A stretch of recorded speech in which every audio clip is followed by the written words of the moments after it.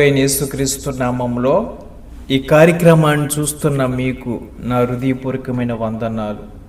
మీరు చూస్తున్నది revival Holi Bible channel. మీ అందరికీ ఆహ్వానం, ఘనమైన ప్రేమపూర్వకమైన ఆహ్వానం తెలుపుచున్నాను. ఈ ఛానల్లో నిజమైన క్రైస్తవులు, విశ్వాసులు ప్రేమపూర్వకంగా వెంబడించమని దేవుని నామంలో మీకు తెలియపరుచుచున్నాను. ఈరోజు సందేశము గుడ్ ఫ్రైడే. ఈ గుడ్ ఫ్రైడే అనేక అంశాలను, అనేక విషయాలను దేవుని నమ్ముని కానించి అనేక లేఖనాలు ఈ గుడ్ ఫ్రైడే గురించి అన్ని విషయాలు తెలుసుకున్నాము. కానీ ఒక కొత్త కోణముగా పరిశుద్ధాత్ముడు మిమ్మల్ని నడిపించబోతున్నాడు. ఒక కొత్త కోణముగా ఈ సందేశము ద్వారా దేవుడు మీతో మాట్లాడుతున్నాడు. యేసు ప్రభువారి లోకానికి దిగి వచ్చారు. ప్రతి మనిషిని తన పాపము నుండి, వ్యాధి రోగాల నుండి, బలహీనత నుండి, అనేక ఆపదల నుండి తప్పించడానికి ఈ లోకానికి దిగి వచ్చారని అందరికీ తెలుసు. కానీ నేను చెప్పబోయే సందేశం ఏమిటంటే, పడిపోయిన గుడారాలను మరలా తిరిగి కట్టడానికి దేవుడు ఈ లోకానికి దిగి వచ్చాడు. దీనినే గుడ్ ఫ్రైడే అంటారు. ప్రియమైన దేవుని బిడ్డలారా, మంచి శుభదినము. ఈ శుభదినము ఎందుకు వచ్చిందంటే, విశ్వసించిన వారికి మాత్రమే ఈ గుడ్ ఫ్రైడే. నమ్మిన వారు రక్షింపబడును, నమ్మలేని వారికి శిక్ష విధింపబడును. నమ్మిన వారికి అనగా యేసుక్రీస్తు ప్రభువారు సృష్టికర్త అయిన దేవుడు పతనమైన మానవుల్ని రక్షించడానికి ఈ లోకానికి దిగివచ్చి ఉన్నారని ఎవరైతే విశ్వసిస్తారో వారికి శుభదినము. హల్లెలూయా. అందరికీ ఈ గుడ్ ఫ్రైడేకి వందనాలు, శుభాభివందనాలు తెలుపుచున్నాను. ఈ కార్యక్రమాన్ని వీక్షిస్తున్న మీరు విడుదల నొందిన వారిగా ఒక శుభదినము. పతనమైపోయిన నీ జీవితాన్ని మరలా కట్టడానికి ఆయన శిలువయాగము చేశాడని ఎవరైతే విశ్వసిస్తున్నారో వారందరికీ శుభదినము.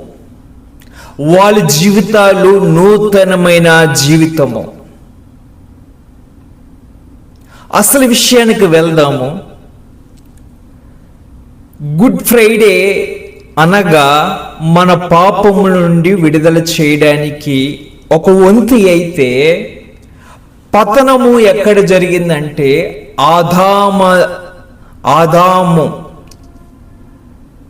ఆది ఖండములో ప్రారంభములోనే పతనమైన స్థలము ఏదోను తోట. సకల మానవులు దేవుడికి దూరమైపోవడానికి మొదటి కారణము ఉన్నది ఎక్కడంటే ఏదోను తోట. ఈ ఏదోను తోటలోనే పాపము ప్రారంభించబడింది.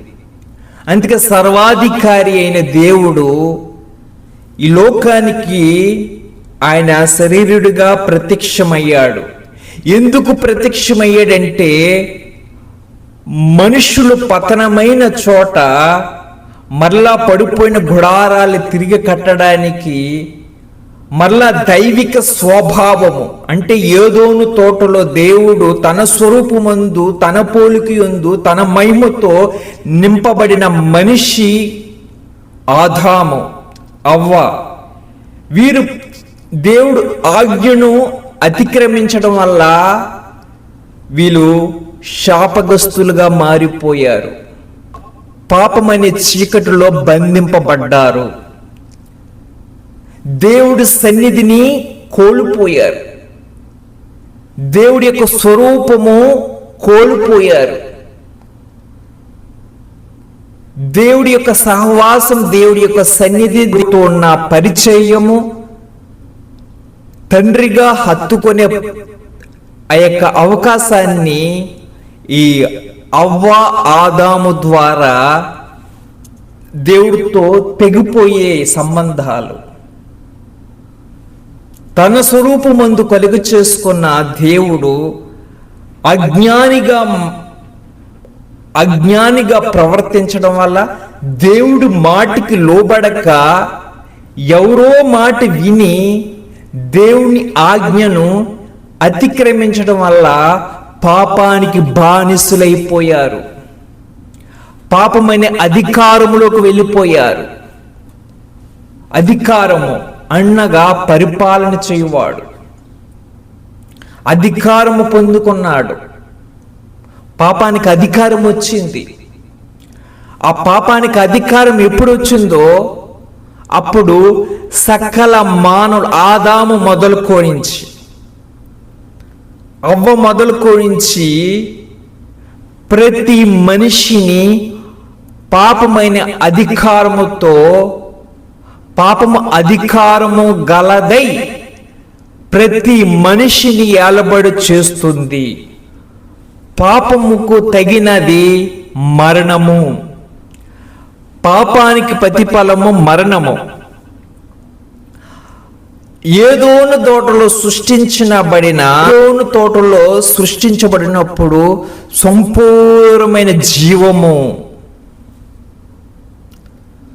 అంతము లేని జీవము, మరణము లేని జీవము,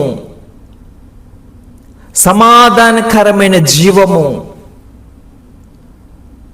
సంతోషకరమైన జీవితం. సాతానుడు మాటలు ఆలకించి అవ్వ దారి తప్పి ఆదామును కూడా దారి తప్పించినట్లుగా చేసింది. వాళ్ళిద్దరితో పోలేదు. వాళ్ళ ద్వారా ప్రతి మనిషిని పాపము అధికారము గలదై ప్రతి మనిషిని బంధించింది. పాపం ఏలబడి చేస్తుంది.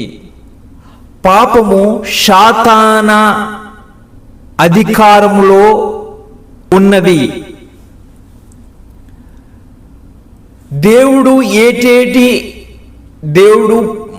తన స్వరూపమందు కలుగు చేసుకున్న మానవుడికి, అనగా ఆదాము అవ్వకి ఇచ్చిన అధికారం అంతయు సాతానుడికి ఎప్పుడైతే తన మాటకు లోబడారో అప్పుడు ఈ మనుషులు, ఈ లోకం మీద అధికారం, సమస్త అధికారము సాతానుడు దొంగిలించాడు.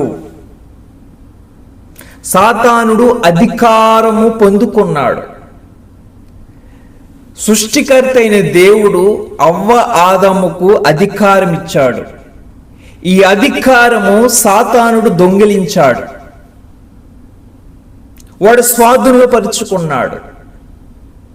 ఆయన సర్వాధికారి అయిన దేవుడు ఏదోను తోటలోనే, పతనమైన స్థలంలోనే మరలా మీ గుడారాలు కట్టతాను, మిమ్మల్ని నేను విమోచిస్తాను,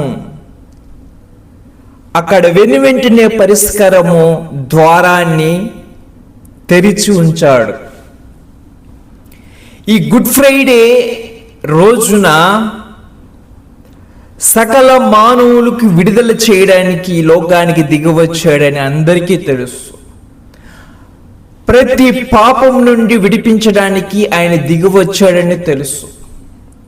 కానీ నేను చెప్పబోయే విషయం ఏంటంటే, దేవుడి యొక్క స్వరూపము అది పతనమైపోయింది.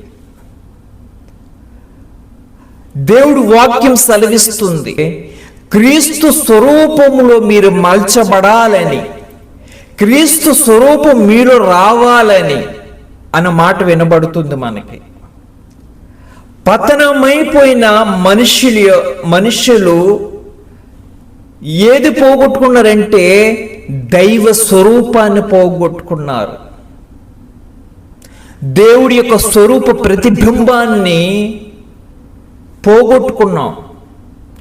అది తిరిగి ఇవ్వడానికి పాపముతో సహా పతనమైపోయిన దైవ స్వరూపము, తన స్వరూపము, అది కూడా మనకి ఇవ్వడానికి దిగి వచ్చారు. సిలువ ద్వారా మొదటగా పాపం నుండి విడుదల, రెండు తన స్వరూపము కోల్పోయాం గనుక ఆ స్వరూపం మరలా ఇవ్వడానికి, మరలా సాతానుడి యొక్క అధికారము మరలా తిరిగి పొందుకోవడానికి, లోకనాథుల యొక్క అధికారం నుండి వారి అధికారము నశింపు చేయడానికి, మరణమైన భయము నుండి విడుదల చేయడానికి, ప్రతి మనిషి ఏ విషయంలో కలవరపడుతున్నారో, ప్రియమైన దేవుడి బిడ్డ, నువ్వు ఏ విషయంలో కృంగిపోతున్నావో, తలడిల్లిపోతున్నావో, దేవుడు సిలువ ద్వారా జయించాడని తెలుసుకో. ఆయన వ్యాధులతోనూ రోగాలతో బాధపడితే దేవుడు గాయపడిన గాయాల్లో దేవుడు స్వస్థత నీకు ఇచ్చాడు.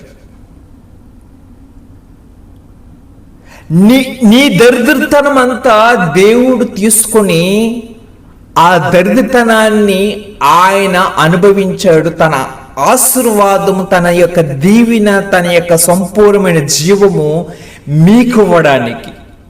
మీ మొదట పాపమైన దరిద్రతనం ఆయన తీసుకున్నాడు, ఆయనున్న జీవము మీకు ఇచ్చి ఉన్నాడు. నీ మనసు ఎందుకు కలవరపడుతుంది? ఎందుకు భయముతో అల్లాడిపోతున్నావు? ఎందుకు దిగులుగా కూర్చున్నావు? ఎందుకు దిగులుగా సంచరిస్తున్నావు?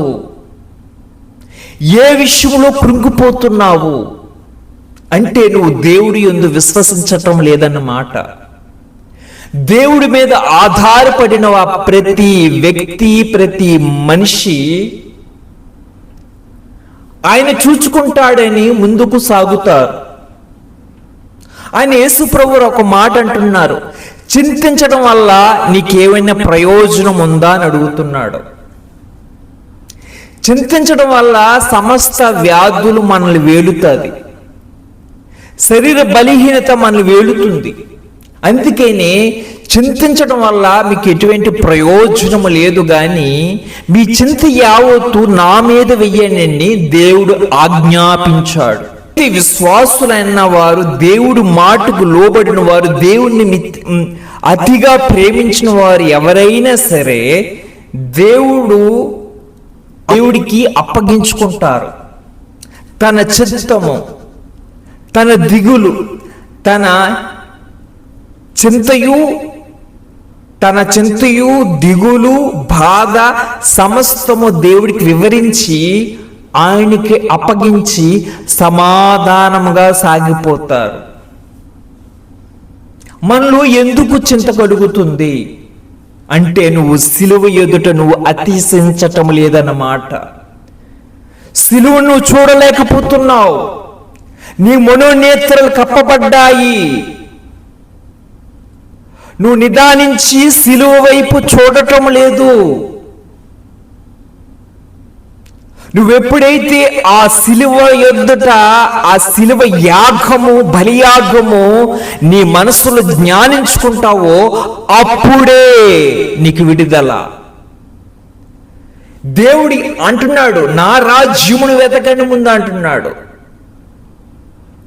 నువ్వు ఆయన రాజ్యము, ఆయన గుణాలు నువ్వు వెతకపోతే నీకు సమాధానం ఎలా కలుగుతుంది? సిలువలో బలి అయిపోయాడని ఒక్కటే నీకు తెలుసు. పాపం నుండి విడుదల చేయడానికి ఒక్కటే తెలుసు. కానీ దేవాది దేవుడు సిలువ ద్వారా అనేక గొప్ప కార్యాలు చేశాడని నీకు తెలిస్తే నువ్వు ఏ విషయంలో దిగులు పడవు. ప్రతి మాట ఈ సందేశము ద్వారా నీతో మాట్లాడుతున్నాడు. నువ్వు ఒంటరిగా బ్రతుకుతున్నావంటే, ఒంటరిగా నలిగిపోతున్నావు అంటే నీకంటే ముందుగానే దేవుడు ఒంటరివాడిగా ఉన్నాడు. ఆయన ఒంటరిగా శ్రమలు అనుభవించాడు. నువ్వే అనుకుంటున్నా నేను ఒంటరిగా అయిపోయానని. నన్ను ఎవరు ఆదరించటం లేదు అని నువ్వు చింతిస్తున్నావు. కానీ దేవాది దేవుడు అన్ని సమస్తాన్ని తన స్వాధీనంలో ఉన్నా సరే ఆయన ఒంటరిగా ప్రయాణం చేశాడు. ఆయన ఒంటరిగా వ్యాధిని అనుభవించాడు. ఆయన ఒంటరిగా శోధన అనుభవించాడు. ఆయన ఒంటరిగా ఆధారణ లేకుండా, సమాధానం లేకుండా ఆయన ఉన్నాడు. ఎందుకు ఉన్నాడంటే నీ యొక్క భారాలు, నీ యొక్క దరిద్రతనం, నీ యొక్క శాపము, నీ మీద ఉన్న ప్రతి వ్యాధి, ప్రతి రోగము, నువ్వు చేసుకున్న ప్రతి క్రియలు నీ మీద పాప శాపాలతో బంధించాయి. వాటిని దేవుడు ఏం చేశాడంటే మీ మీద ఉన్న శాపం, మీ మీద ఉన్న దరిద్రతనం, మీ మీద ఉన్న సకల దరిద్రతనాన్ని ఆయన వేసుకున్నాడు. ఆయన వేసి ఆయన సిలువలో బలి అయిపోయాడు. క్రయధనం చెల్లించేశాడు. నీ మీద ఉన్న అప్పులన్నీ తీర్చివేశాడు. అప్పులన్నీ తీర్చివేశాడని నువ్వు గ్రహిస్తే నీకు స్వతంత్రం వస్తుంది. ఈరోజు శాతాన్ని నిన్ను బంధించాడు. పాపము నిన్ను బంధించింది. లోకము నిన్ను బంధించింది. సాతాను అధికారం నిన్ను బంధించింది. కానీ గుడ్ ఫ్రైడే రోజున ఆయన నీకు సమస్తము విడుదల చేయడానికి ఆయన మరణానికి అప్పగించుకున్నాడు.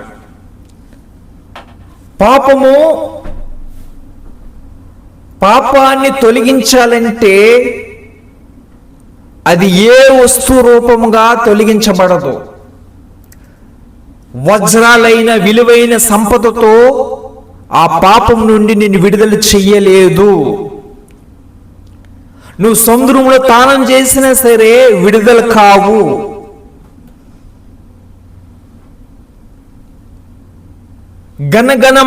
ఘనకార్యాలు చేసిన, అన్నదానాలు చేసిన నువ్వు విడుదల నొందవు. పాపానికి తగిన ప్రతిఫలం ఏంటంటే, పాపము విరగొట్టాలంటే ఆ పాపానికి ప్రాణము చెల్లించబడాలి. అదొక్కటే మార్గము. నువ్వు విడిపించాలంటే నీకు బదులుగా ఆయన హతమైపోవాలి. మనం అనుకుంటాం పాపం చిన్నదనుకుంటాం.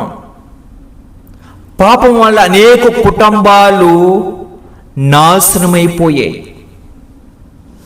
పాపం వల్ల వంశావళి రాలిపోయాయి. పాపం వల్ల ఇల్లులు దిబ్బలుగా మారాయి. పాపం వల్ల మనుషులు దరిద్రులుగా మారారు, రోగులుగా మారారు. పాపం వల్ల సమాధానం ఉండదు. పాపం వల్ల ఎటు చూసినా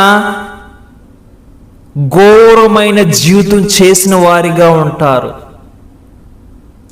ఏకాకిగా నిన్ను నిలబెడుతుంది పాపము. అందరూ ఉన్నా సరే నిన్ను ఏకాకిగా చేస్తుంది పాపము. ఏకాకిగా నీకు నరకం చూపిస్తుంది పాపము. పాపము చేస్తున్నప్పుడు తీగా ఉంటుంది, కానీ అది పట్టుకుంటే నిన్ను నీ ఆత్మ కూడా సమాధానం లేకుండా చేస్తుంది. పాపానికి అంత బలం ఉంది. ఏదో సిలువలో చనిపోయాడు అనుకుంటున్నావు. అసలు ఈ విషయం నీకు తెలిస్తే గుండె ఆగిపోద్ది నీకు. నువ్వు చేసిన పాపములు, నువ్వు చేసిన దోషములు, నువ్వు చేసిన బ్రతుకు, నువ్వు చేసిన ప్రతి కార్యములు ప్రతిఫలము నీకు మరణము. నువ్వు చేసిన పాపం నువ్వు చచ్చిపోవాలి. నువ్వు నరకములో వేదన అనుభవించాలి. అగ్నిలో కాల్చబడాలి నువ్వు. ప్రతి దినము ప్రతి క్షణము నువ్వు నీ శరీరముతో పాటు నీ ఆత్మ కూడా అగ్నిలో నరక వేదన అనుభవించాలి. నీ పాపానికి తగిన ఫలం అది. కానీ సర్వాధికారి అయిన దేవుడు నీ మీద రావాల్సిన శిక్ష ఆయన మీద వేసుకున్నాడు. సిలువలో చనిపోయాడు, పాపం నుండి విడిపించాడు అని తేలిగ్గా తీసుకుంటున్న ఈరోజు క్రైస్తవులు ఆ సిలువ యాగము మహారోదన కలిగినది. నీ పక్షముగా నా పక్షముగా ఆయన ప్రతిక్షం ఈ లోకానికి దిగివచ్చి నీ మీద ఉన్న శాపం, నా మీద ఉన్న శాపం, నీ మీద ఉన్న మరణము, నా మీద ఉన్న మరణము, ఆయన పవిత్రుడు గనుక ఆదాము కానించి ఆయన రాకడ పర్యంతరం వరకు ప్రతి మనిషి యొక్క చేసిన పాపములన్నిటికీ ఆయన చెల్లించాడు. ఎందుకంటే ఆయన పరిశుద్ధుడు. ఒక రక్త బిందువు ఆదాము మొదలుకొని ఆయన రాకడ పర్యంతరం వరకు ప్రతి మనిషి పుట్టిక మొదలుకొని ఎంత విస్తారముగా ఉన్న జనుసొమ్మకైనా సరే ఒక రక్త బిందు సరిపోద్ది. ఎందుకంటే ఆ రక్తములో ఏ పాపము లేదు.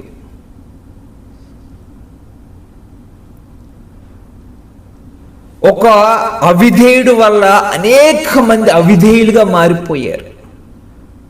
ఒక నీతిమంతుడు వల్ల అనేక మంది నీతిమంతులుగా తీర్చబడతారు. ఎప్పుడు తీర్చబడతారంటే ఆయన మాటకు లోబడిన వెడల, ఆయనకు ఇలివిచ్చిన వెడల, ఆ శిలువ యాగమునకు నువ్వు బంధింపబడిన వెడల, ఆ శిలువ యాగము నీ అంతరంగములో ముద్రించుకుని వెడల, ఆయన నీతిమంతుడు గనుక నువ్వు నీతిమంతుడుగా మార్చబడతారు, నీతిమంతులుగా నడిపించబడతారు.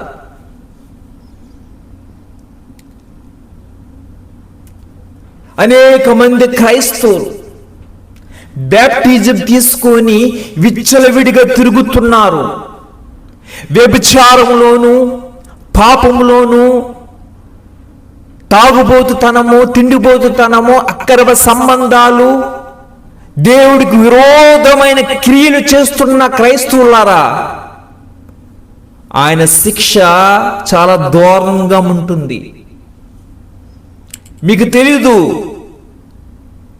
ఆయన గురించి నీకు తెలియక పాపములో వెంటాడుతున్నావు, పాపములు మునుగుతున్నావు, పాప ఊపిలో కూలిపోతున్నావు, పాప ఊపిలో బంధింపబడ్డావు. అదే నీకు ఆనందంగా ఉంది, అదే సంతోషంగా ఉంది, అదే జీవితం అనుకుంటున్నావు.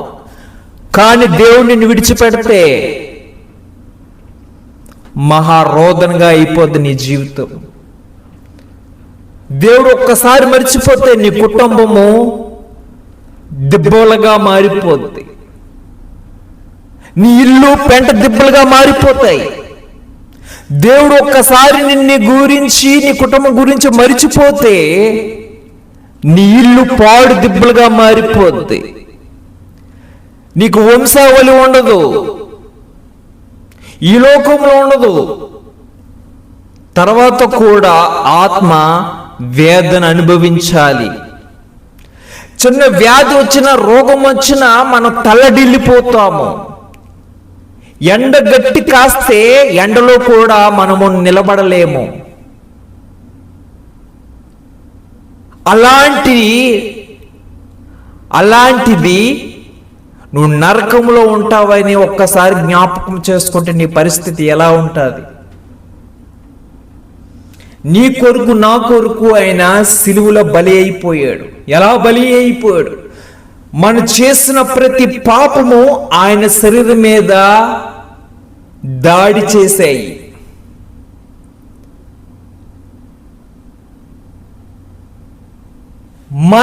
మనము మరణము కొని తెచ్చుకున్నాము. మన పితృల నుండి మరణము తెచ్చిపెట్టుకున్నాం. మనము దేవుడికి మనకి ఎటువంటి సంబంధం లేదు. మనం కొని తెచ్చుకున్నాం మరణాన్ని.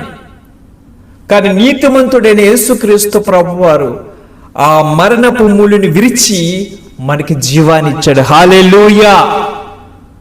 అలాంటిది నువ్వు ఎక్కడ బ్రతుకుతున్నావు? క్రైస్తవుడా, నువ్వెక్కడ బ్రతుకుతున్నావు? ఆయన సిలువ యాగాన్ని అపరితపరిచిన వెడల, తుణికరించిన వెడల నువ్వు తుణుకలుగా మారిపోతావు. ఏదో గుడ్ ఫ్రైడే అని నువ్వు పండగ కాదు, నీ జీవితాన్ని మార్చుకో. అపోస్తుల ద్వారా దేవుడి వాక్యాలు ఏమిటి అనగా, క్రీస్తు స్వరూపములో మీరు ఎదగాలని. ఆనాడు ఆదాము అవ్వ అజ్ఞానిగా మసలడం వల్ల సమస్త జనసమూహము పతనము వచ్చింది. నువ్వు అజ్ఞానిగా బ్రతుకుతే, అవిధేయుడిగా బ్రతుకుతే నీ ద్వారా నీ కుటుంబం మీద కూడా వస్తుంది. ఆనాడు అవ్వ ఆదాము చేసినప్పుడు మొత్తము జనులకి అందరికీ ఎలా ప్రాప్తించిందో అలాగే నీ ద్వారా కూడా నీ కుటుంబం మీద ప్రాప్తిస్తుందని గ్రహించు. ఒక అవ్వ ఆదాము అజ్ఞాని వల్ల పాపము వాళ్ళతో మొదలెట్టి ప్రతి ప్రజల మీద పాపము చేత బంధించబడ్డారు. మరణము లేదు. ఆ పాపాన్ని తగిన ఫలం ఏంటంటే మరణము. అప్పుడు కానించి అవ్వ ఆదాము కానించి మరలా మరణం ప్రారంభమయ్యింది. దేవుడు సన్నిధి పోయింది, దేవుడు స్వరూపం పోయింది, దైవిక ఆలోచనలు పోయాయి, దైవిక సంబంధమైన ప్రవర్తన పోయింది, దైవికమైన పోలిక పోయింది, దైవికమైన హృదయము పోయింది, దైవికమైన మనసు పోయింది. సమస్తము పవిత్రత పరిశుద్ధత మనిషిలో నుంచి తొలగిపోయింది. మనిషి పతనమైపోయారు. మనిషిలో ఏమీ లేదు, చీకటి తప్ప, మరణ బంధకాలు మరణ వ్యాధులను తప్ప మనిషికి స్వతంత్రము లేదు. ఒక అజ్ఞానిగా చేసిన అవ్వ ఆదాము ద్వారా నిన్ను రక్షించిన యేసుక్రీస్తు ప్రభువారు నీలో అవిధేయత ఉండకుండా చూసుకో. నువ్వు అజ్ఞానిగా ప్రవర్తించడం మానే అంటున్నాడు. ఆయన్ని చేతిలో పడతా మహా ఘోరంగా ఉంటుందని దేవుడు తెలియచేస్తున్నాడు. జీవం కలిగిన దేవుడు చేతిలో పడుట బహు ఘోరమని తెలియచేస్తున్నాడు. దేవుడు ఆయన చేతిలో పడవద్దు. ఈ గుడ్ ఫ్రైడే ద్వారా నువ్వు ఉపేక్షించుకో. అవ్వ ఆదాములు ఏదైతే పోగొట్టుకున్నారో సమస్తము సిలువ ద్వారా మనకు అనుగ్రహించబడ్డాయి. ఒకటి, పాపం నుండి విడుదల. రెండు, తన స్వరూపం మనం కోల్పోయాం, ఆయన స్వరూపం మనం ధరించుకోవాలి. మూడోది దైవ సన్నిధి, ఆయనతో సహవాసము.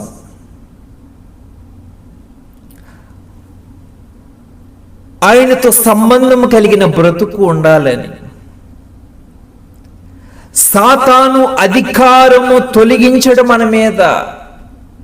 మనము సాతానుడికి రుణస్థులము, వాడి దాసత్వంలో చెందిన వారము, వాడికి బానిసలమై ఉన్నాము.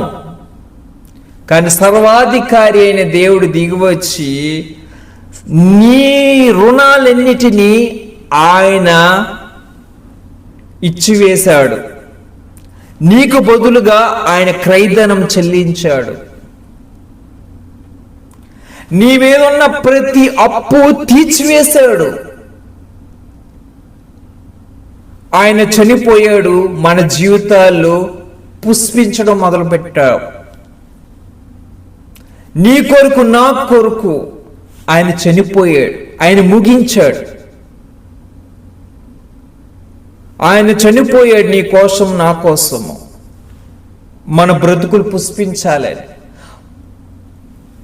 ఆయన జీవము ముగించబడ్డది, ఆ జీవము మనకిచ్చాడు కనుక క్రీస్తులో ఉన్నవారు జీవము కలిగిన వారిగా ఉంటారని సెలవిస్తున్నది వాక్యము. ఆయన జీవం మనకు వచ్చింది. నీ కొరకు నా కొరకు ఆయన బలియార్గం అయిపోయాడు గనుక ఆయన ముగించాడు. ఆయన ఈ లోకము నుంచి కొట్టువేయబడింది. ఆయన జీవం మనలోకి వచ్చినప్పుడు మనం బ్రతుకుతున్నాం. ఆయన జీవితము ముగిసివేసింది, మన జీవితం ప్రారంభమైంది. ఎక్కడ? సిలువ యొద్దుట. హల్లెలూయా. నీకు నాకు మధ్యవర్తుల అవసరం లేదు. నీ బాధ, నీ పాపము, నీ శాపము, నీ యొక్క దరిద్రతనాన్ని పాస్టర్లకి, మధ్యవర్తులకి చెప్పి మధ్యవర్తులు అవసరం లేదు. ఆయన నామము మనకిచ్చాడు కనుక డైరెక్టర్గా దేవుడు సన్నిధిలో వెళ్ళడానికి మనకు మార్గం అనుగ్రహించబడ్డాడు. ఏదోను తోటలో పోంగొట్టుకున్న దైవ సన్నిధి ఈ సిలువ యాగము ద్వారా నువ్వు ఆయన సన్నిధి నేరుగా వెళ్ళడానికి, ఆయన నేరుగా తన పాదాలు పెట్టుకోవడానికి, నేరుగా ఆయన తండ్రి సన్నిధిలో నివసించడానికి నీకు మార్గం తెరబడింది. హల్లెలూయా. మరణము నిన్ను వేధిస్తున్నది, ఆ మరణాన్ని కూడా విరిచివేశాడు యేసుక్రీస్తు ప్రభువారు. ఆయన నీ పక్షముగా, నా పక్షముగా మౌనముగా నిన్ను విడిపించడానికి, నిన్ను రక్షించడానికి ఆయన ఒంటరిగా బయలుదేరి వెళ్ళాడు. నిన్ను నన్ను విడిపించడానికి, తన ప్రజలను విడిపించడానికి ఆయన మౌనముగా, ఒంటరిగా, మహావేదన గుండముగా, అగ్ని లాంటి శ్రమల గుండముగా, మరణము పొందే మార్గములో ఆయన నడిచాడని గ్రహించు. నువ్వు ఒంటరిగా బాధపడుతున్నావా? నీ ఒంటరితనం ఆయన అనుభవించాడు. బాధలతో బాధపడుతున్నావా? ఆయన గాయాలు అనుభవించాడు. నీ మీద వచ్చిన ప్రతిదీ ఆయన అనుభవించి ముందుకు వెళ్ళిపోయాడు దేవుడు. నీ మీద వచ్చిన ప్రతి పాప శిక్షలను ఆయన అనుభవించాడు. నువ్వు కేవలము ఆయన యందు విశ్వసించడం మాత్రమే చెయ్యాలి. ఆయన ఒక్క మాట చెప్తున్నాడు, ఈ లోకం మీద దేని మీద మనసు పెట్టకూడి, నా యందు నా మార్గంలో మీరు నడవండి అని ఒక ఆజ్ఞ ఇచ్చి ఉన్నారు. ఆయన చూచి నడవడం నేర్చుకోండి. ఆయనే మీకు గురిగా మార్చుకోండి. మరణమైన భయంతో బాధపడుతున్నావా? నీకు మరణము అధికారం లేదు. అని మీరు మాట సెలవియ్యండి. నా మీద మరణానికి అధికారము లేదు, నా మీద వ్యాధులకి అధికారము లేదు, నా మీద సాతాను అధికారము లేదు అని మీరు ఉచ్చరించండి. మరణపు ముళ్ళను విరిచివేశాడని మీరు ఒప్పుకోలు చేయాలి. సిలువలో మరణపు ముళ్ళను విరిచివేశాడు, నీ మీద మరణానికి అధికారం లేదు. గుడ్ ఫ్రైడే అంటే ఆయన సన్నిధికి డైరెక్టర్గా మనకి తలుపులు తెరవబడ్డాయి. దైవ సన్నిధిలో నివసించడానికి, దేవుడితో సహవాసం చేయడానికి, పరలోక సంబంధం కలిగి ఉండడానికి ఆయన గుడ్ ఫ్రైడే సిలువ ఎదుట మార్గం తెరబడింది, తలుపులు తెరవబడ్డాయి. ఆనాడు ఏదోను తోటలో అవ్వ ఆదాముతో సంచరించినట్లుగా ఈ సిలువ ఎదుట ఆయన సంచరించడానికి మార్గము తెరిచి ఉంచాడు. హల్లెలూయా. నువ్వు ఏ సమయంలో వెళ్ళినా, ఏ సమయంలో, ఏ స్థితిలో నువ్వు ప్రార్థన చేసినా డైరెక్టర్గా నీ ప్రార్థన ఆయన వెళ్ళడానికి తలుపులు తెరిచి ఉంచాడు. హల్లెలూయా. మనము దేవుణ్ణి చంపాలని చూసుకున్నాం, మనం దేవుణ్ణి చంపివేశాం. కానీ నీకు నాకు నీ మీద నా మీద ప్రేమ ఉందని సిలువలో బలి అయిపోయాడు. నిన్ను ఎంతగా ప్రేమిస్తున్నాడంటే, లోకములో నిన్ను ప్రేమించకపోయినా, ఎవరు ప్రేమించకపోయినా, ఎవరు నిన్ను ఆదరించలేకపోయినా సరే దేవుడు నిన్ను ప్రేమిస్తున్నాడు. ఈ గుడ్ ఫ్రైడే ద్వారా మరొక విషయం తెలియజేస్తున్నాడు. ఈ లోకములో నిన్ను ఎవరు ప్రేమించకపోయినా, నిన్ను ఎవరు పలకరించకపోయినా, నిన్ను ఆదరించకపోయినా, నిన్ను ఎలాగున్నావని అడిగేవారు లేకపోయినా దేవుడు అంటున్నాడు, నిన్ను నేను ప్రేమిస్తున్నాను. అంతం వరకు మరణాన్ని ఆయన సిలువలో బలి అయిపోయాడు. సిలువ దేనికి సూచన అంటే నీ మీద ఉన్న ప్రేమ త్యాగానికి ఒక గుర్తుగా ఉందని గ్రహించు. సిలువ నీ మీద నా మీద ఆయన ప్రాణం పెట్టేంత వరకు, ప్రాణం పెట్టేసి అంత ప్రేమ ఉందని సిలువ ద్వారా క్రియారూపంగా చేశాడు. మాట ద్వారా చెప్పలేదు. నీ మీద ప్రేమ ఉందని మాట ద్వారా చెప్పలేదు.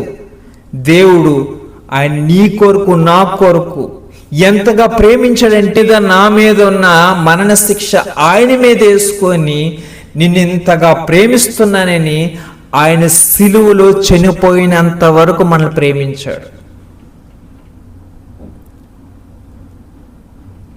చూడండి, సృష్టికర్త అయిన దేవుడు ఈ లోకంలో తల్లిదండ్రులు కొంతవరకు ప్రేమిస్తారు, వాళ్ళు సరిహద్దుల వరకు ప్రేమిస్తారు, వాళ్ళు చేతనంత వరకు ప్రేమిస్తారు. ఎవరైనా వాళ్ళు చేతనంత వరకు ప్రేమిస్తారు, ప్రాణం పెట్టేంత వరకు ప్రేమించరు. ఈ గుడ్ ఫ్రైడే నీకు ఎవరు లేకపోయినా దేవుడు నేనున్నానని నీకు జవాబిస్తున్నాడు. ఏ విషయంలో కలవరపడద్దు, నీకు దేవుడు ఉన్నాడు. నిన్ను సృష్టించిన వాడు నీకు తోడే ఉన్నాడు.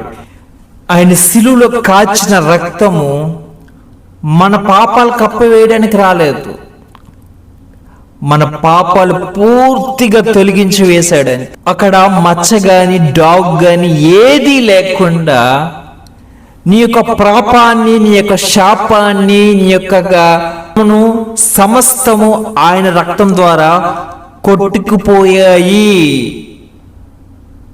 నీ జన్మ పాపము, కర్మ పాపము, నువ్వు చేసిన అవిధేయత, నువ్వు చేసిన అజ్ఞానము, తెలిసి తెలియక చేసిన ప్రతి పాపము ఆయన రక్తములో కొట్టుకుపోయాయి.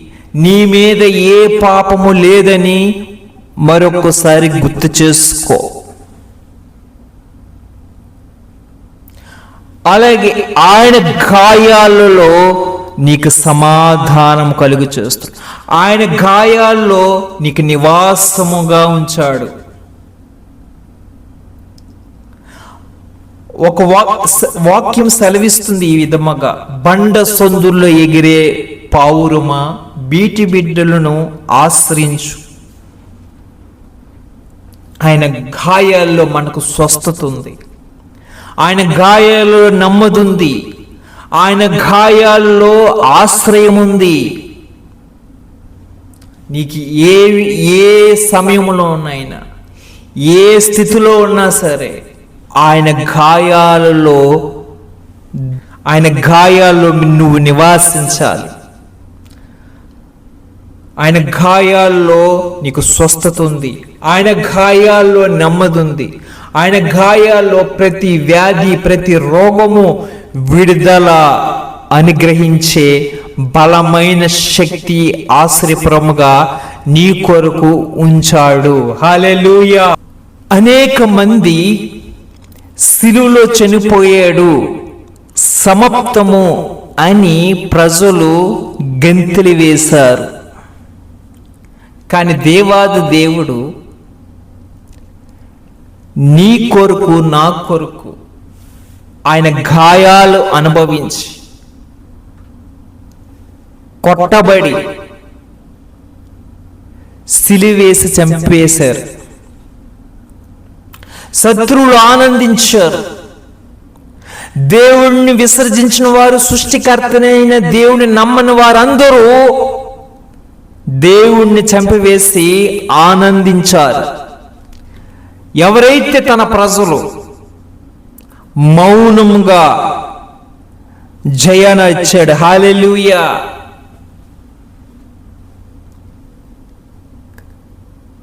ఆయన మౌనము మనకి పరలోక రాజ్యానికి వారసులుగా చేసింది. ఆయన మౌనము మనకి జీవం వచ్చింది. ఆయన మౌనము మనకి విడుదల సమీపించింది. ఆయన మరణము మన జీవితాలు ప్రారంభమయ్యాయి. ఆయన మరణము ముగింపు మన జీవితాలు ప్రారంభమయ్యాయి. నూతన జీవితం ప్రారంభమయ్యింది. నీ కొరకు, నా కొరకు చనిపోయాడు. ఆ చనిపోయిన స్థలంలో నుంచి మన జీవితాలు ప్రారంభమయ్యాయి. అది నూతన జీవితం. హల్లెలూయా. ఈ నూతన జీవితాన్ని కాపాడుకునే బాధ్యత నీవే, నీవే, నీవే. దేవుడు కాదు, నీకిచ్చాడు ఆయన రక్షణ. దాన్ని కాపాడే బాధ్యత నీ మీదే ఉంది. హల్లెలూయా. ఈ గుడ్ ఫ్రైడే ద్వారా నీకొక హెచ్చరిక. నీకిచ్చిన రక్షణ నువ్వే కాపాడుకోవాలి. నువ్వు కాపాడుకోవాలంటే నువ్వు జయించాలి.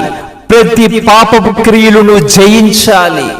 నీ దేహంలో అపవిత్రత రాకుండా నీ దేహాన్ని పవిత్రతలో సాగించినట్లుగా నువ్వు ప్రతి విషయంలో జయించాలి. వ్యభిచారాన్ని జయించాలి. కామక్రోధములు జయించాలి. మత్తు పానీయాలు జయించాలి. ప్రతి అపవిత్రతను నువ్వు జయించాలి. అన్యజనులతో సంబంధం లేని ప్రతి విషయంలో ప్రతిష్ఠత కలిగి ఉండాలి. అన్యజనులు ప్రవర్తించినట్లుగా నువ్వు ప్రవర్తించకూడదు. అన్యజనులు సంచరించినట్లుగా, అన్యజనులు అన్నపానములు భుజించినట్లుగా నువ్వు భుజించకూడదు. శిలువలో మరణించాడంటే నువ్వు చాలా విలువ పెట్టి కొనబడ్డావు. పందుల్లో బ్రతకకూడదు. నిన్ను ఆయన క్రయధనం చెల్లించాడు. నీ మీద ఉన్న ప్రతి అప్పును తీర్చివేశాడు. నీ మీద ఉన్న శాపాన్ని తొలగించాడు. నీ మీద ఉన్న ప్రతి అప్పును, రుణాన్ని తీర్చివేసి క్రయధనాన్ని చెల్లించి నిన్ను కొనుక్కున్నాడు. ఎక్కడ కొనుక్కున్నాడంటే నువ్వు బానిసత్వంలోను సాతానుడు పాదాల కింద నలిగిపోతున్న నిన్ను విడిపిన ఈ లోకానికి దిగి వచ్చి సాతాను పాదాల కింద నువ్వు నలిగిపోతున్నావు, మరణంలోని నలిగిపోతున్నావు, మరణ వ్యాధుల్లో కొట్టుమిట్లాడుతున్న నిన్ను ఆయన విడిపించడానికి శిలువలో బలి అయిపోయాడు. శిలువలో రక్తము కాచాడు, ఆ గాయాలు అనుభవించాడు, గాయపడ్డాడు, కొట్టబడ్డాడు, నిన్ను విడిపించాడు. ఈ గుడ్ ఫ్రైడేలో నీకు సెలవిస్తున్నాడు, ఆదరిస్తున్నాడు, హెచ్చరిస్తున్నాడు. నీ రక్షణ కాపాడుకో, నీ దేహాన్ని అపవిత్రపరచుకోకు. తాగుబోతుతనము ఉండకూడదు, వ్యభిచారము ఉండకూడదు, అబద్ధాలు ఉండకూడదు. నువ్వు నీతిమంతుడుగా మారాలని, నువ్వెప్పుడైతే నీతిమంతుడుగా మారడానికి అటు దిశగా నువ్వు ప్రవర్తించినప్పుడు, నడిచినప్పుడు దైవ స్వరూపము, ఆనాడు ఏదోను తోటలో కోల్పోయిన ఆ యొక్క దైవ స్వరూపము నీలో ప్రతిబింబించినప్పుడు పరలోక రాజ్యానికి నువ్వు అధికారిగా మారతావు. లేకపోతే పాతాళానికి పోతావు. నువ్వు లోకంలో విచ్చలవిడిగా తిరిగితేనంటే నువ్వు పరలోక రాజ్యానికి హక్కుదారు కాదు. నువ్వు అనుకోవచ్చు, నేను క్రైస్తవుని, నేను బాప్టిజం తీసుకున్నాను, నేను పరలోక రాజ్యానికి వారసుని అనుకోవచ్చు. కానీ దేవుడు జీవ గ్రంథంలో నీ పేరు ఉండదు. ఎందుకంటే నువ్వు శరీరముతో అనేక మత్తు పానీయాలతో, వ్యభిచారంతో, పాపముతో నింపబడుతున్నావు గనుక నీ శరీరంతో ఏదైతే చేస్తున్నావో నీ ఆత్మ కూడా పాలు పొందులవుతుంది గనుక, నువ్వు శరీరంతో ఏదైతే విత్తుతున్నావో ఆత్మ కూడా ఎత్తబడుతుంటుంది. నువ్వు ఏది విత్తుతున్నావో నీ ఆత్మ కూడా అదే విత్తుతుంది. నువ్వు శరీరంతో ఏదైతే ఫలము అనుభవిస్తావో అదే నీ ఆత్మ కూడా అదే ఫలం అనుభవిస్తుంది. నువ్వు తాగి నీ శరీరం పాడు చేసుకుంటే నీ ఆత్మ కూడా అలాగే నాశనం అయిపోద్ది. ప్రియమైన క్రైస్తవులరా, ఆలకించండి. క్రైస్తవ జీవితం అంటే ఏషామాషలు కాదు. అనేక మంది లోకస్తులు మత మార్పిడి అంటారు, వాళ్ళకి తెలియక అజ్ఞానులు. కానీ క్రైస్తవులారా, దేవుడు క్రయధనం చెల్లించుకున్నాడు. బానిసలు ఎలా చూస్తారంటే, బానిస బ్రతుకులు ఎలా ఉంటాయంటే శాంతి సమాధానం లేకుండా అల్లాడిపోతూ మరణము పొందేంత వరకు వ్యాధిని అనుభవించే బానిసత్వము. వారికి స్వతంత్రం ఉండదు. బానిసత్వానికి నిన్ను విడిపించి కొన్నాడు, అది మాత్రం జ్ఞాపకం చేసుకో. సృష్టికర్త అయిన దేవుడు నీకు క్రయధనం చెల్లించి నువ్వు బానిసుడివి, నిన్ను కొనుక్కున్నాడు. కాపాడుకోవాలి, ఆ విలువను నువ్వే కాపాడుకోవాలి. నువ్వు కృతజ్ఞుడు అయి ఉండాలి. కృతజ్ఞత లేని వారు అనేక మంది వ్యర్థులైపోతారు. నువ్వు కృతజ్ఞతలు కలిగి ఉంటే విలువగా మార్చబడతావు. దైవ స్వరూపం, తన స్వరూపము నీలో మొదలవుతుంది. ఈ గుడ్ ఫ్రైడే ద్వారా నీ పాపముతో సహా కోల్పోయిన దైవ స్వరూపం, తన స్వరూపము ఆయన ఇవ్వడానికి వచ్చాడు. 2 మరణపు వ్యాధన, మరణపు భయం నీలో లేకుండా మరణపు ముళ్ళుని విరిచాడు. ఆయన పిలిస్తేనే వెళ్తారు ఆయన ఉండమంటే ఉంటారు. ఆయన అధికారం పొందుకున్నాడు. నువ్వు ఉండాలంటే ఉంచుతాడు. నేను పిలిస్తే వెళ్ళిపోతావు. ఆయన చేతుల్లోకి వెళ్ళిపోయావు. మూడోది, ఆయన గాయాల్లో స్వస్థత ఉంది. ఆయన రక్తంలో ప్రతి పాపం, ప్రతి శాపము, జన్మ కర్మ, ప్రతి పాపములు తుడిచివేశాడని గ్రహించు. నీకు ఆధారం, నిన్ను ఎవరు ప్రేమించకపోయినా ఆయన మరణము అయిపోయేంత వరకు నిన్ను ప్రేమించి సిలువ అనేది నీకు చిహ్నంగా గుర్తుగా ఉంచాడు. ఆయన నిన్ను ప్రేమిస్తున్నాడు గనుక ఆయన ప్రాణం పెట్టివేశాడు. ఈ లోకంలో ఎవరు లేరు అనుకుంటున్నావు, కానీ నిన్ను ప్రేమించేవాడు ప్రాణమే పెట్టాడని గ్రహించు. ఆయన మరణించాడు మన జీవితాల్లో నూతన జీవితం మనం నూతన జీవితం చేయడానికి ఆయన చనిపోయాడని గ్రహించు. అపోస్తలుడైన పౌలు అంటున్నాడు, నేను చనిపోయాను, నా యందు క్రీస్తే జీవిస్తున్నాడని చెప్తున్నాడు. ఎప్పుడైతే పౌలు నమ్ముకున్నాడో అప్పుడే సిలువ ఎదుట పాత జీవితం చచ్చిపోయింది. రక్షకుడైన యేసుక్రీస్తు ప్రభువారు చనిపోయిన స్థలంలోనే ఇతని పాత జీవితం చనిపోయింది. తన జీవితంతో ప్రారంభమైంది అపోస్తలుడైన పౌలుకి. క్రైస్తవులు అనబడిన వారు, విశ్వాసులు ఈ గుడ్ ఫ్రైడే దగ్గర, ఈ గుడ్ ఫ్రైడే స్థలములో చనిపోవాలి. పాత జీవితము, ఆయనతో పాటు మనము కూడా చనిపోయాం. బాప్టిజము తీసుకున్నప్పుడే చనిపోయాం. ఆయన మరణించాడు, మన జీవితాలు, నూతన జీవితాలు ప్రారంభమయ్యాయి. హల్లెలూయా. సాతానుడికి అధికారం లేదు. నీ మీద, నా మీద సాతానుడికి అధికారం లేదు. మనము దైవత్వం కలిగిన దేవుడు, సృష్టికర్త అయిన దేవుడు అధికారంలో మనం ఉన్నామని గ్రహించండి. ఎప్పుడైతే గ్రహిస్తావో ఏ చింత, ఏ దిగులుకు నువ్వు భయపడవు. నీ అధికారం అంతయు, నీ మీద ఉన్న అధికారము సృష్టికర్త అయిన యేసుక్రీస్తు ప్రభువారి చేతుల్లో ఉంచుకున్నాడు. పాతాళ యొక్క తాళపు చెవులు ఆయన చేతుల్లో ఉంచాడు.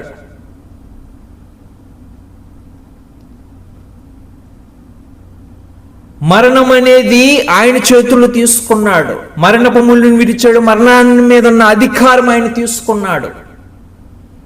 నువ్వు ఏ విషయంలో దిగులు పడాలి? ఓ క్రైస్తవుడా, ఏ విషయంలో దిగులు పడుతున్నావు? ఆయన సిలువ ఎదుట సమస్తము నీ మీద ఉన్న ప్రతి రుణాన్ని తొలగించి వేశాడు, రుణాన్ని తీర్చివేశాడు. దేనికి దాసుతుడుగా మారుతున్నావు? దేనికి బానిసగా మారుతున్నావు? నువ్వు బానిసగా మారుతున్నావు అంటే అది నీ చేతుల ద్వారా రక్షణ పాడు చేసుకుంటున్నావని గమనించు. వ్యభిచారం చేస్తూ, తాగుతూ, మత్తు పదార్థాలు తాగుతూ, వ్యభిచారం చేస్తూ, ఆయనకు వాక్యానికి విరోధంగా ఎవరు జీవించినా పరలోకానికి హక్కుదారు కాదు. ఇది మాత్రం సత్యం. ఆయన నీ కొరకు, నా కొరకు ప్రాణం పెట్టాడు. మనము కూడా పరిశుద్ధులుగా మారడానికి అపోస్తలుడైన పౌలు అంటున్నాడు, నా శరీరం నేను లోపరుచుకుంటున్నాను, దాన్ని నేను స్వాధీనపరుచుకుంటున్నాను అంటున్నాడు. అట్లా రీతిగా ఎవరైతే జీవిస్తారో వారి నిజమైన క్రైస్తవులు. ఈ గుడ్ ఫ్రైడే దినాన వారు ఆనందిస్తారు. అనేక మంది క్రైస్తవులు ఈ గుడ్ ఫ్రైడేలో తాగి తందనాలు తొక్కేవారు కూడా ఉన్నారు. వీళ్ళు క్రైస్తవులు కాదు. మీరు అనుకోవచ్చు క్రైస్తవులని, కానీ క్రైస్తవులు కాదని ముమ్మాటిగా దేవుడు వాక్యము హెచ్చరిస్తుంది. జాగ్రత్త. ఆయన నామమునకు అవమానపరిచిన వారికి ఆయన చేతిలో పడితే తిరిగి అసాధ్యం బట్ట కట్టడం. జాగ్రత్త. గుడ్ ఫ్రైడే ఆయన నీ పాపములు తీసుకున్నాడు. నీకు ఆయన నీతి మనకిచ్చాడు. ఆ నీతిని మనం అనుసరించాలి. హల్లెలూయా. ఆయన నీతి ఏమిటి అనగా ఆయన ఆజ్ఞలను చేతపట్టుకొని ఆయన ఆజ్ఞలను నడిచిన వెడల మనం నీతిమంతులుగా మార్చబడతాం. హల్లెలూయా. ఈ గుడ్ ఫ్రైడే ద్వారా దేవుడు